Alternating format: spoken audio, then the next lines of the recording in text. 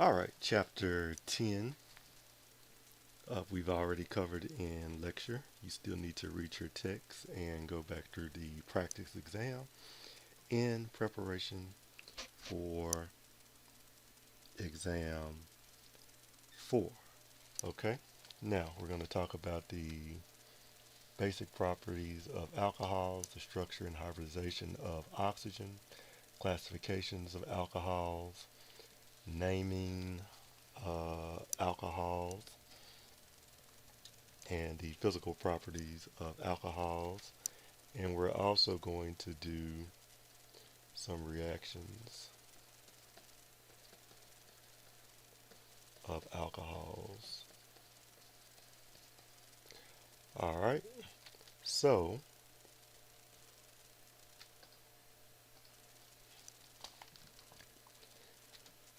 the structure of alcohol has similarity to water in that it has two bonds and two lone pair, and alcohol will have an alkyl group attached to it. And these two lone pairs on oxygen are in a sp3 molecular orbital. We know from chapter 1 that oxygen has 4 electron domains and it's sp3 hybridized. The hybridization of sp3, 4 molecular orbitals that point toward the vertices of the tetrahedron.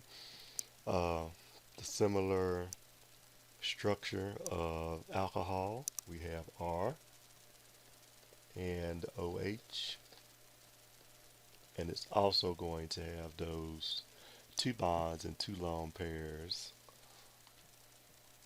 on oxygen, and its oxygen is also sp3 hybridized. Now something we can note is that the HOH bond angle in water is very similar to the COH bond length in alcohol. Okay, and the OH bond in water is going to be very close to a OH bond length in alcohol, and that's due to our sp3 hybridization. Now, how we classify an alcohol: if the carbon that the OH group is attached to one carbon, that makes it primary. So this would be a primary alcohol.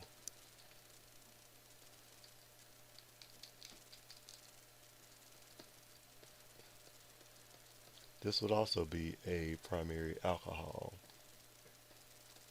This would be a primary alcohol.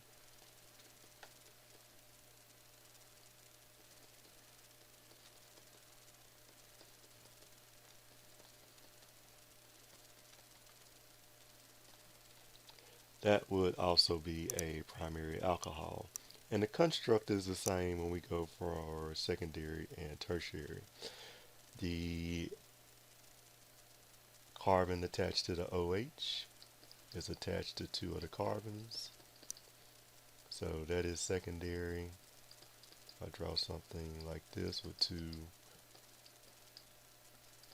phenyl rings in it.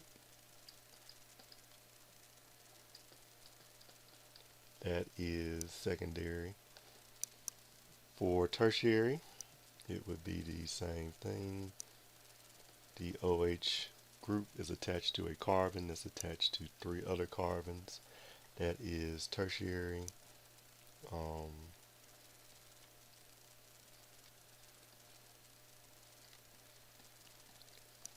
We can consider that tertiary.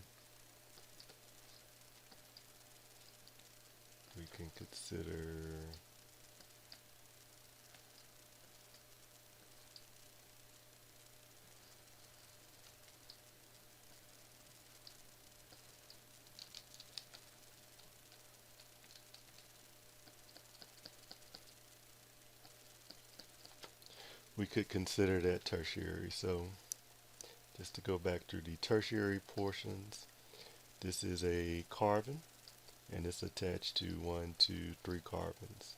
This is a carbon, it's attached to 1, 2, 3 carbons. This is a carbon, it's attached to 1, 2, 3 carbons. Okay? Now, our nomenclature of alcohols we're already familiar with. To your left, we see a table of priorities with respect to functional groups. And your priorities are going to decrease as we go down that table. So that means your acids will have a higher priority than the ester, halides, and so on. So when we get to this point here, alcohols take priority over all of those. So if we look to our right and we want to name these compounds, now some students had questions, they hadn't completely read the chapter. This is a phenyl group. That's a benzene ring attached to some other atom or atom group. If it's simply hydrogen, then it's benzene. Okay, so phenol would be this. And we treat the phenyl ring just like any other substituent. Okay, we treat the phenyl ring just like any other substituent. So this is a phenyl group. Okay, now, so if we look at these examples here,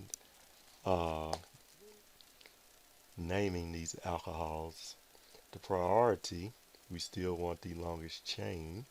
So this would be the longest chain, and we want OH to take priority. That's 1, 2, 3, 4. Okay, so we have an OH on 2 and a phenyl ring on 2. So we could name that 2-phenyl butane 2-OL, or we could call it 2-phenyl 2-butane.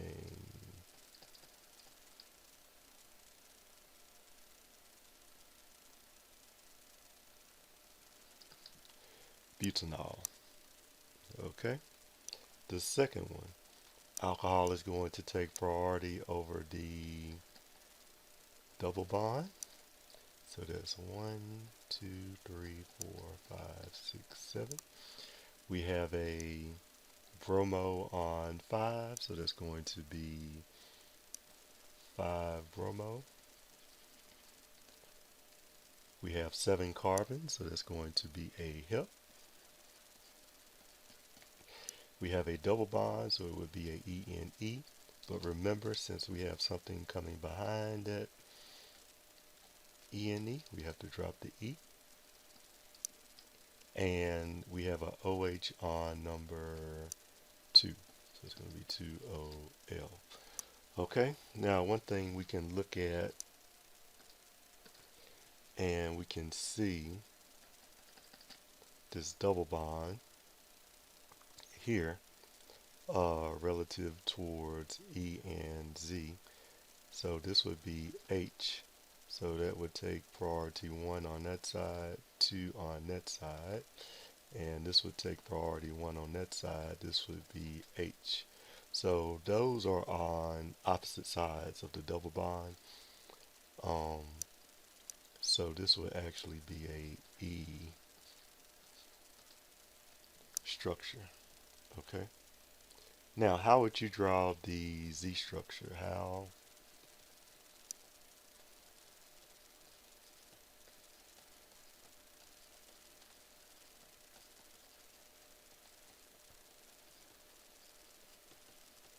would you draw the Z structure for B?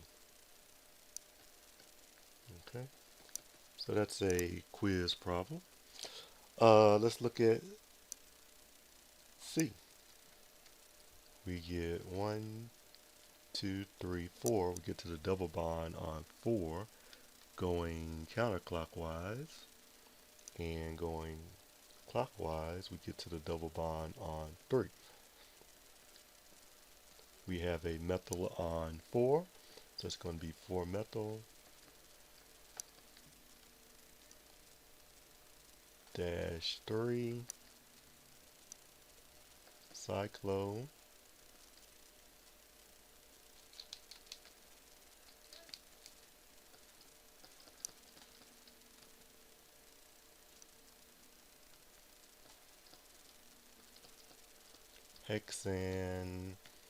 and we can use a 1 or we don't have to use a 1. Cyclohexane 1-OL. Okay, so cyclohexene, excuse me, hex En 1-OL. And the En is because of the double bond. So we have 3 En 1-OH and 4-methyl. Alright. Now, second part of the quiz, do part D, part E, and part F. Okay? Now, when we have a carboxylic acid functional group and an OH, the OH loses its priority to the carboxylic acid, okay? And that OH is now named hydroxy rather than OL. So if I look at this example, 2, 3, 4 carbons, that would be double bond O, and this would be the carboxylic acid part right there. So I need 1, 2, 3, 4 carbons, 1, 2, 3, 4, and I have an alcohol bonded to it. So we would call it OH hydroxy, and we would drop the butane. So if you had butane for 4 unsaturated carbons, we drop the E and add OIC. So this would be butonic, and that's for the carboxylic acid part. And for hydroxy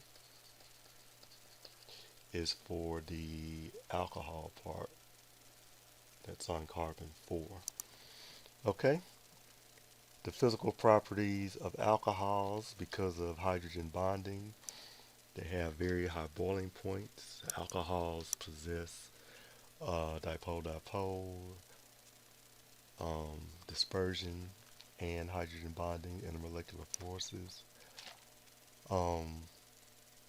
As you increase the size of the alkyl group, its solubility decreases, so CH3OH would be more soluble than CH3CH2OH.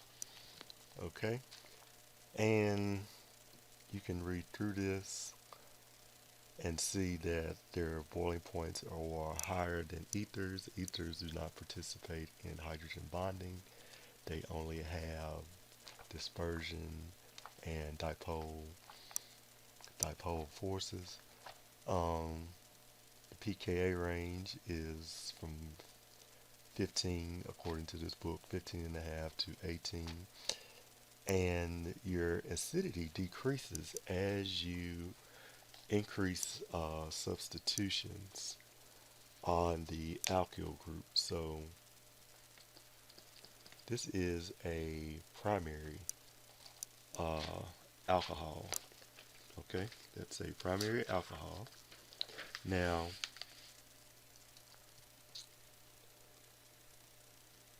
this has a greater acidity compared to this. This is a primary alcohol. This is a secondary alcohol.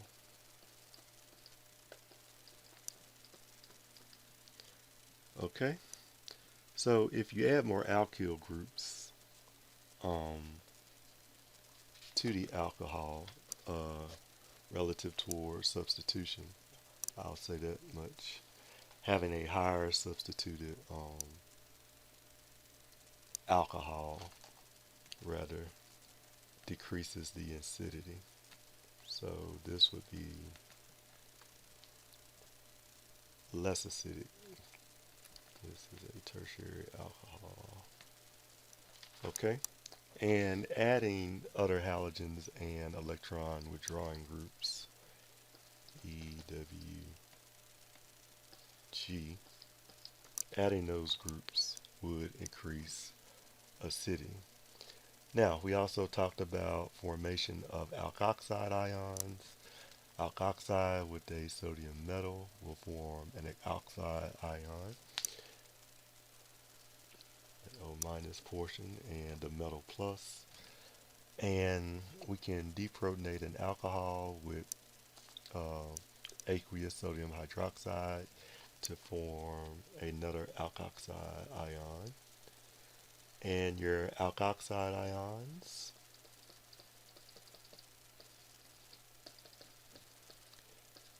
can act as nucleophiles. Okay? The same way your acetylide ions act, your alkoxide ions can act as nucleophiles. Okay? Now, charge delocalization. The negative charge on the phenoxide ion. Notice that takes a portion of the name from phenol. It can be spread out in these resonance hybrid structures. The lone pair can go here, forming a double bond between these two carbons, and you would have to move that double bond here to accommodate your valence. So you would have a extra lone pair of electrons on that carbon. The formal charge of carbon has a valence of 4, but it actually owns 1, 2, 3, 4, 5, so that gives you the -1 or negative right here. Okay, and you could draw all of those hybrid structures. So the charge, negative charge, is just not isolated on the O minus. Okay, now how we can synthesize an alcohol using organometallic reagents. Okay, so we need carbon to be bonded to one of these reagents by a magnesium or lithium, and the organometallic reagents act as a nucleophile. So one we'll talk about is the Grignard. Below we have RMGX, and then you can have the lithium, has no name other than lithium reagent, RLI. Now we consider this a hybrid bond between covalent and ionic, so you can think of this as R minus and MgX plus. All of your organometallic reagents with respect to magnesium and lithium, they're going to act as R minus. So this is the same thing as R minus and Li plus. Okay, the R minus portion, that's what we're interested in. We're interested in this R minus because it acts as a nucleophile. So if I have this compound, it's going to act just like, count your carbons, 1, 2, 3, 4 carbons. So I'm going to have 4 carbons with a lone pair and a minus charge. Okay, and then on the other side you would have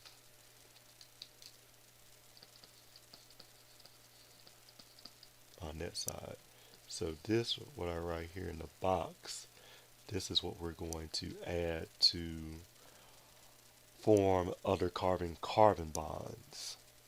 These reagents are good for forming new carbon-carbon bonds. Okay, so how do we make a Grignard reagent? This Grignard reagent, as we talked about in lecture, and as I just spoke about, has is known as RMGX.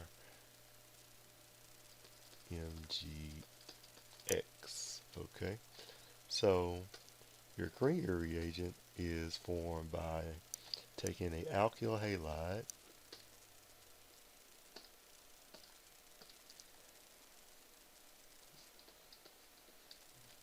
so we have that alkyl halide, plus, you'll see it written like this, some magnesium, and sometimes you see dimethyl ether, or they'll just write ether in the bottom. And what happens is, you have the same number of carbons, and what you have to do is put MgBr between your R group and your X group. Okay, and this is going to act like 2, 3, 4 carbons and minus charge. Okay, that's going to act just like that. So essentially you start with Rx, okay, and you have Mg and ether, and that gives you RMGX. Okay, now relative to reactivity, your alkyl fluorides do not react, or if they react, it's very little at all, but we consider the fluorides not to react. So here's an example below. This is your ether, and we've added magnesium to this, and we get the RMGX.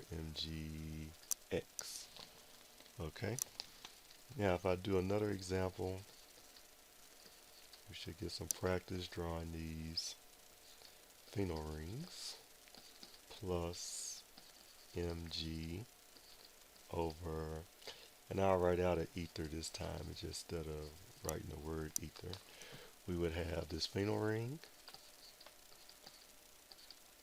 okay, and then we would have MgBr, okay, and that acts like this phenol ring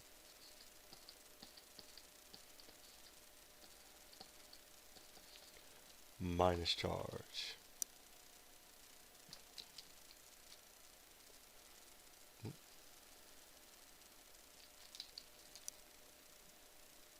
Minus charge here. Okay, so what I like to do is count my carbons, 1, 2, 1, 2, 1, 2, and then we would have plus MgBr. Okay, now that is for your Grignard reagents. The Grignard reagent only uses the metal magnesium. The Grignard reagent only uses the metal magnesium. Okay, for lithium, lithium acts as a R minus and a Li plus. So what you're going to have is you're going to have a alkyl halide plus 2 lithium atoms. And so what you do is you have the same number of carbons, okay, and then you attach a lithium, and then you would have Li plus and Br minus. Okay, so this is a portion that we're interested in that acts like count your carbons. 1, 2, 3, 4 carbons. 2, 3, 4, and minus charge, because these electrons in this bond are going to go to the carbon. Okay, now how we can form alcohols using organometallics. Your R minus acts as a nucleophile in the form of RMGX or RLI. The R portion attacks the carbonyl carbon, and then the carbonyl carbon is protonated. So we can make a primary alcohol from formaldehyde and a Grignard. It doesn't just have to be a Grignard, it could be a RLI. We can make a primary alcohol that way. We could use a R minus with an aldehyde to make a secondary alcohol.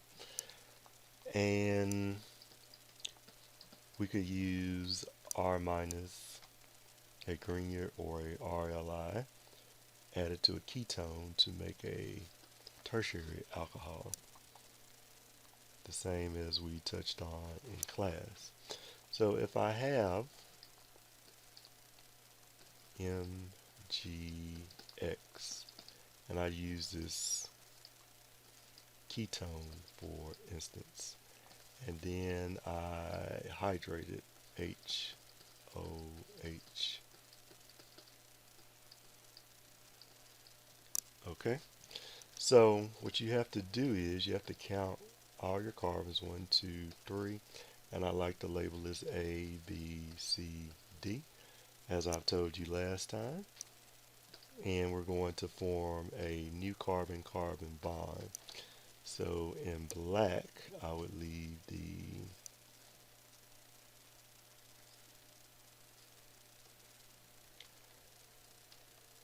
ketone portion, and in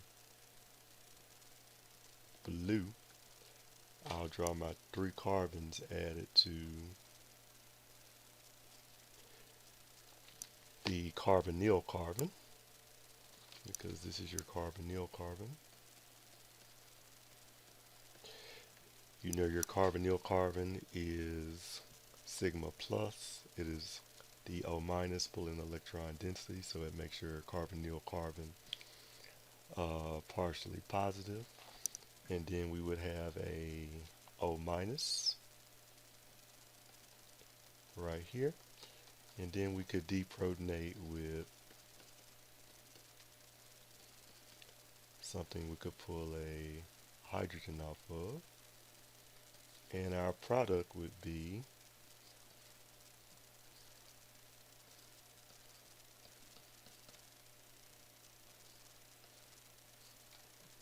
okay. So if everything is correct, this is the A, B, C, D portion, and this is your 1, 2, 3 portion. Okay, we can see the new bond between B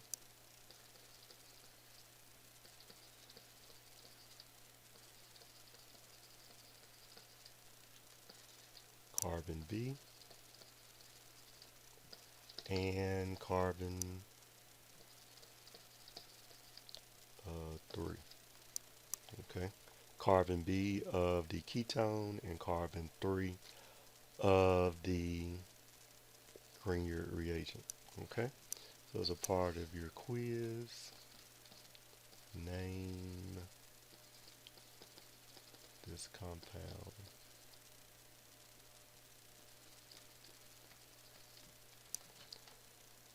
Okay.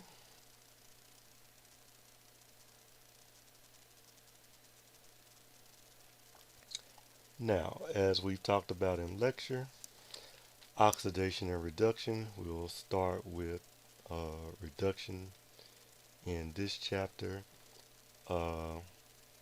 like to think of reduction as an increase in carbon hydrogen bonds and a decrease in carbon oxygen, and oxidation as an increase in carbon oxygen and decrease in carbon hydrogen. Um, in general chemistry 1, you learn reduction was gain of electrons, and you learned that oxidation was the loss of electrons. Further definitions of oxidation and reduction here: O2 or X2, loss of H2, and reduction, addition of H2H, loss of O2O or X2. Okay, now reduction to of a carbonyl to produce an alcohol. So we have hydride reagents, and those hydride reagents we'll talk about in a minute. NaBH4 and lithium aluminum hydride. So the first one then is sodium borohydride and lithium aluminum hydride. They act like H, and I like to put my lone pairs here. They like H minus. So when they add to a carbonyl carbon, those lone pair from the hydrogen, they will form the bond with the carbonyl carbon. Okay? Now, it can reduce an aldehyde to a primary alcohol, and it can reduce a ketone to a secondary alcohol via making an alkoxide ion and deprotonating that something, uh, some type of H. The alkoxide ion will deprotonate something that can give it an H to convert into a alcohol. All right. Now, these are the hydride reagents. There are some limitations to sodium borohydride, and this is written sometimes as NaBH4.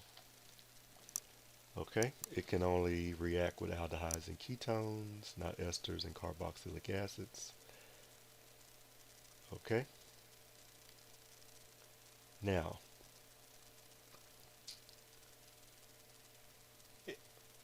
lithium aluminum hydride is the strongest of the two reducing agents, and it can reduce all the way up to a carboxylic acid. It can LiAlH4 can reduce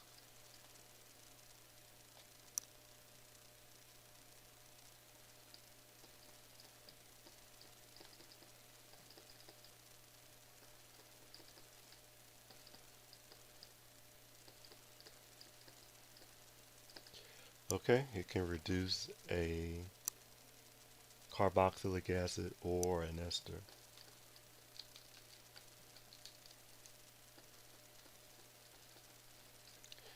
To a primary alcohol. Now, the mechanism of this hydride reduction: H minus attacks the carbonyl carbon here.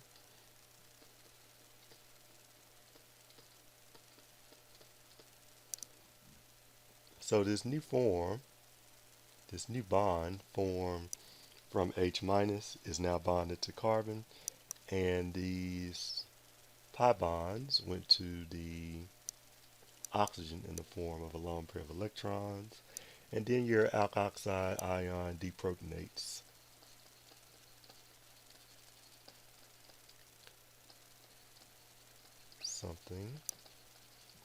Some water, some alcohol, some H3O plus to form an alcohol. Okay, so here your light blue came from the deprotonation of water. Okay. Now, we can look at a mechanism.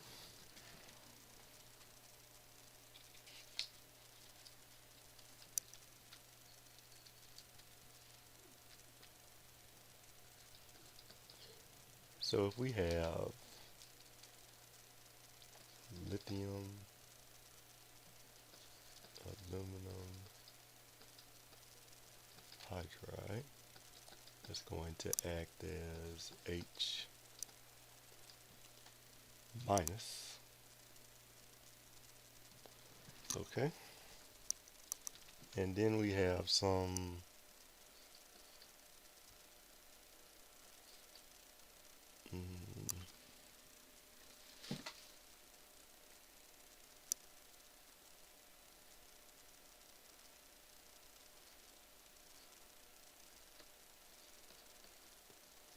okay.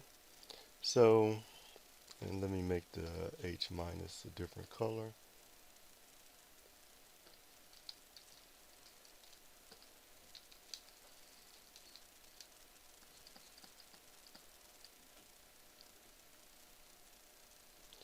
So H minus comes there, and that goes there. So I would have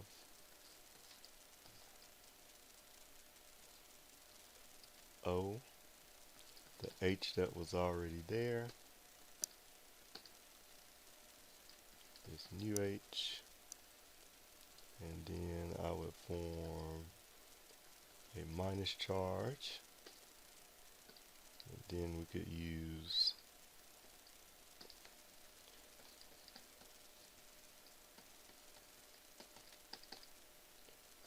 water to deprotonate. So I would have a H, that light blue H, and O bonded to this, this, this, that, and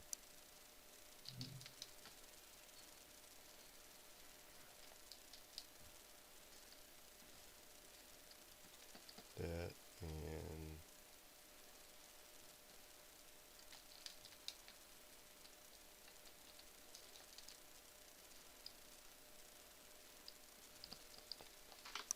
that. Okay. Now, I want to look at an example of, I've had some questions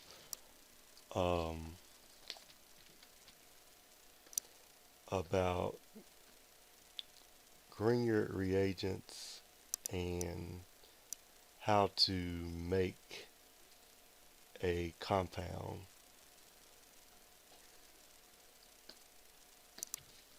Okay. Say we were given an alcohol. I want to go backwards. I want to retrosynthesis. This is called retro.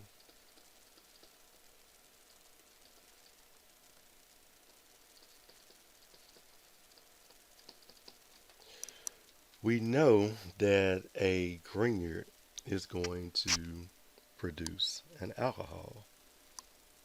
We know a Grignard is going to produce an alcohol.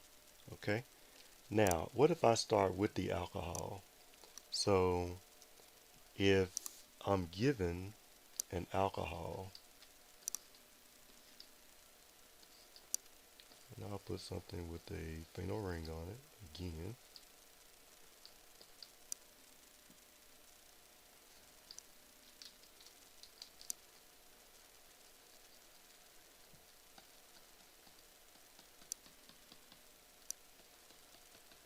If I'm given this, what reagents would I need to synthesize it from a Grignard?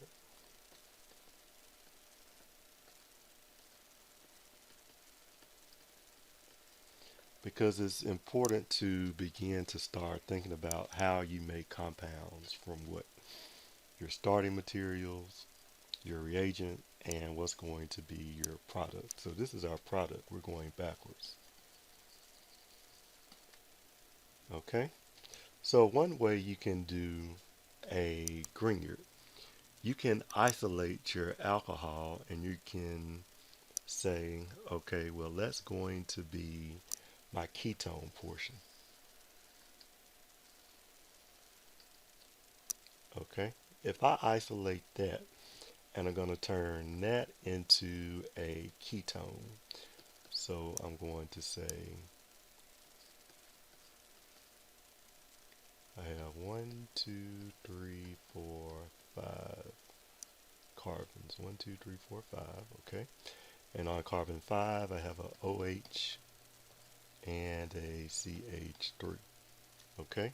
Now that I've broken that part up, it's quite easy to see that my phenyl ring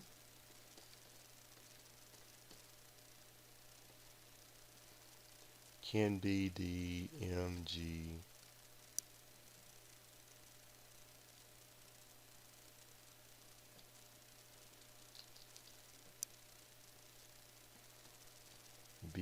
part. Okay. Oh, this should be a ketone. Excuse me. That should be a ketone, not an alcohol.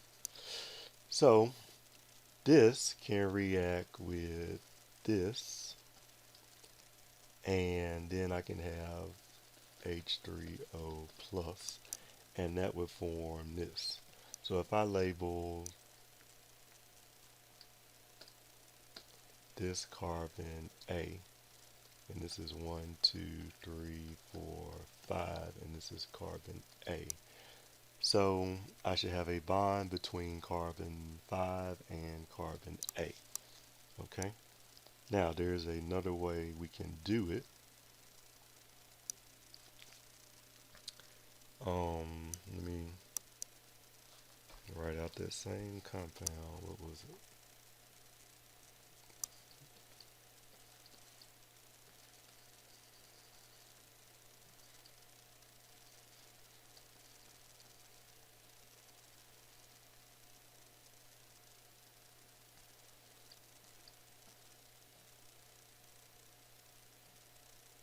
Still a phenyl ring. OH here. Projected away is a CH3. Okay. So we're going to retro this thing again. CH3O plus. Okay. So this time I can make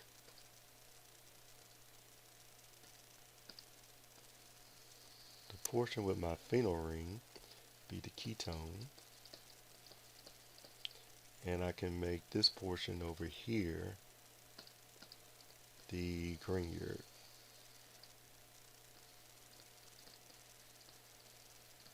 So the portion in red, I want to draw that as a ketone. So I want to have my phenyl ring,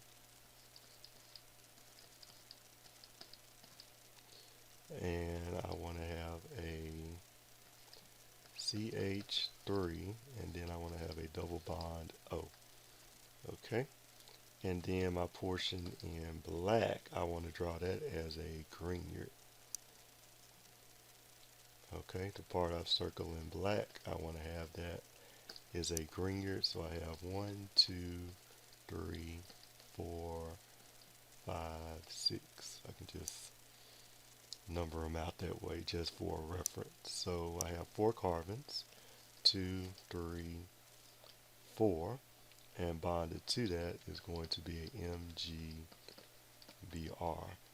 Okay, so if this is carbon 1, 2, 3, 4, okay, and this is going to be carbon 5 and 6. You see that we make a bond between carbon 5 and 6. This CH3 is just attached to carbon 5, okay?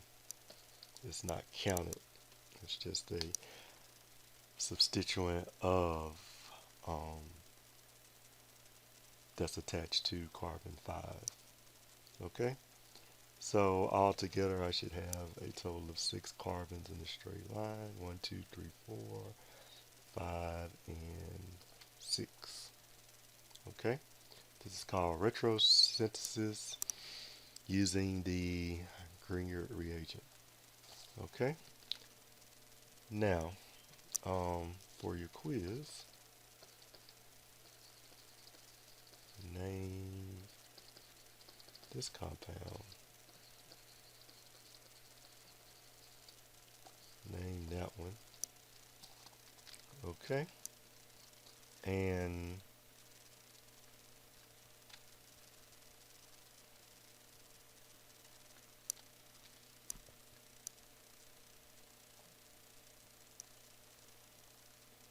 for the other part of your quiz, I want you to give the IUPAC name for this set.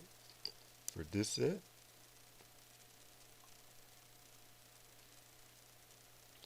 I want you to draw the Grignard reagents, draw the products of your Grignard reagents, and carbonyl compound after hydrating, so that means you'll form an alcohol if it will react, and give the carbonyl compound